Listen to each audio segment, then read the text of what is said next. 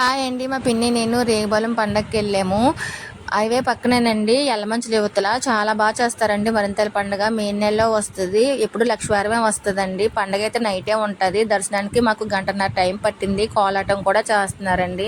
లోపల చాలా బాగుంటుందండి. మొత్తం పుట్టనమాట. అక్కడ వీడియో తీయనివ్వలేదు, కానీ నేను ఎలాగైనా తీయాలని షార్ట్ ఒక వీటి లోపల తీసానండి. అది కూడా డిలీట్ చేసామన్నారు, పెట్టకూడదు అన్నారు, కానీ నేను షార్ట్ అయితే పెట్టాను.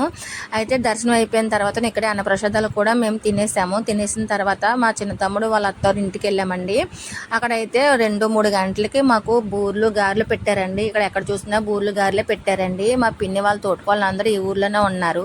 మేము చిన్నప్పుడు ఎక్కువైతే ఇక్కడికే వచ్చేవాళ్ళం అండి. ప్రతిసారి సండే వచ్చిందంటే వచ్చేసేవాళ్ళం. సమ్మర్ హాలిడేస్ వచ్చిందంటే మేము రేగుపాలెమే ఉండేవాళ్ళం అండి.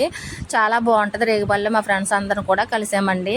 ఇదిగోనండి బూర్లు గారెలు అయితే ఎక్కడికి వెళ్ళినా సరే ఇవే పెట్టేసేవారు ఊరికాను.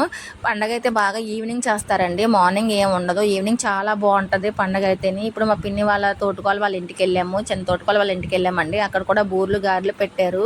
వాళ్ళందరూ మాట్లాడుకుంటున్నారు. తర్వాతను ఇంకో తోటికోళ్ళ వాళ్ళ ఇంటికి కూడా వెళ్ళామండి. చాలా బాగా అయితే జరిగిందండి పండగ అయితేని. అందరిని కూడా కలిసాము. మా పిన్ని వాళ్ళ ఫ్రెండ్ అండి, వీళ్ళిద్దరు కూడా చాలా బాగా ఎంజాయ్ చేశారు. ఇంకో తోటికోళ్ళ వాళ్ళ ఇంటికి వెళ్ళామండి. అక్కడ పిల్లలతో అయితే బాగా ఎంజాయ్ చేసాము. Okay friends.